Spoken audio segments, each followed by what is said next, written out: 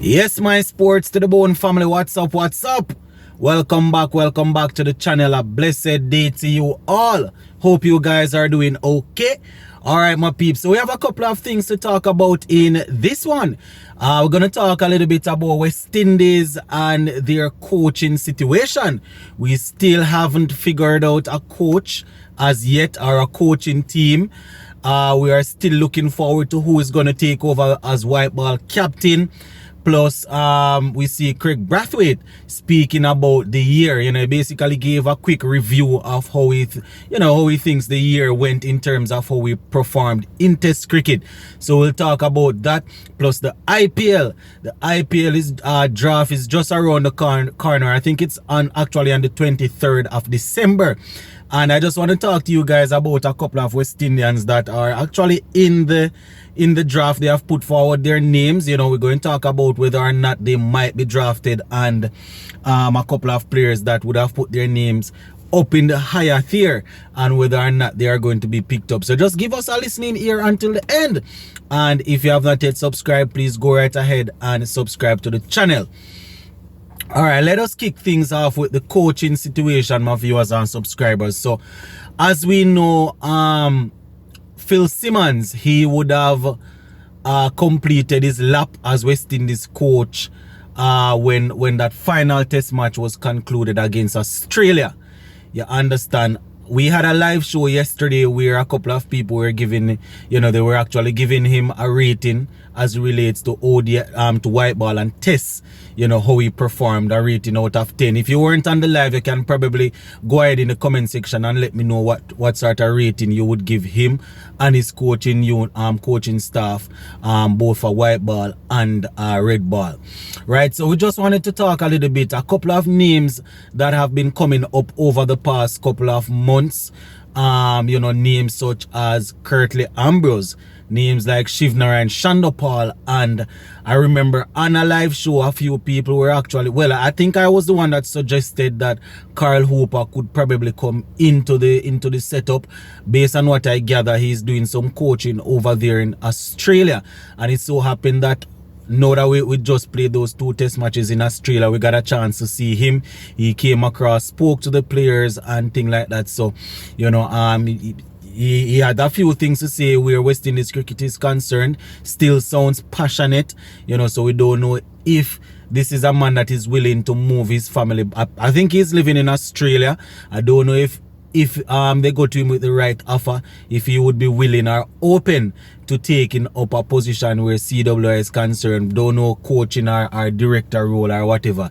So his name is being touted also, you understand. And the Jamaican Andre Coley hasn't really won much, but he has been coaching for for CWI for a while, has been under the CWI umbrella, has worked at the youth level for a while, worked with under 15, under 19 players, has coached Jamaica Scorpions. I think he was actually working with the Jamaica Talawas also. So, he has some experience under his belt. His name has been called. Shivnarine Shandopal and Curtly Ambrose as a team won the CPL for the Jamaica Talawas.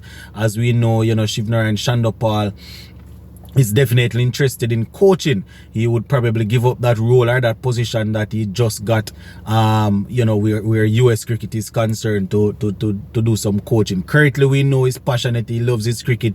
He was planning to go all the way to England to coach. He applied probably 2 years now to try and become the elite pace bowling coach for England. Didn't get the job, but it just goes to show that the man is serious about his coaching. So we're definitely looking forward to seeing him. We don't know who's going to get the job, my peeps. I just wanted to point those names out, my viewers. You understand? Talking about the test team, Craig Brathwaite, the captain, in his interview after the second and final test match against Australia, he was basically giving a little summary, and he stopped short of saying that, he was a good, well, he said it was a good year for us actually, winning, I think we won 3 test matches. So we won 3, we drew 2 and we lost 2. Prior to going down to Australia, we were undefeated, I think, in the year where test cricket is concerned. Not like we're playing a lot of test cricket or anything, but we only can play what is presented to us, what is given to us.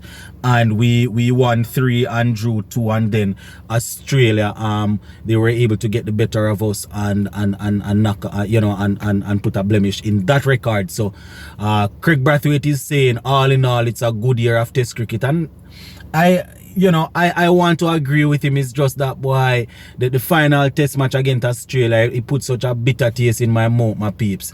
Put such a bitter taste in my mouth. So I still feel a sort of way, but I'm going to give it to them. I'm going to give it to them and say it wasn't a terrible year. It wasn't a bad year for Test cricket. Not a lot of games played, but it wasn't a bad year, my viewers and subscribers. So yeah, next thing now, my peeps, the IPL.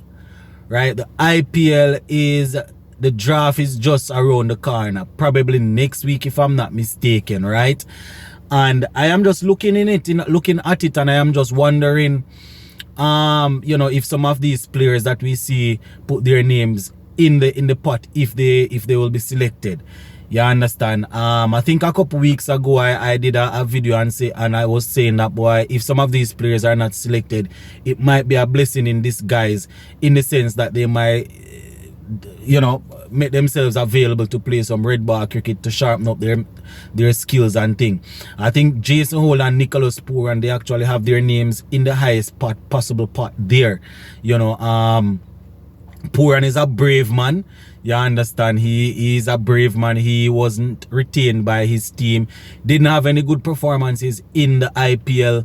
The last IPL. Didn't do anything in international cricket in the latter stages, leading up to the draft here. So he's a brave man to list his name among the highest, So he's one of them though that I think the only problem is that with the amount of money that he's asking for, I don't know if someone will chance it and pick him up. But people like Pooran and Hetmyer and these guys, teams will always go for them because of how flexible they would have proven to be in the past. You can ask them to do a role or a job to bat up the order, they can do that. You can ask them to bat down the order, they can do that.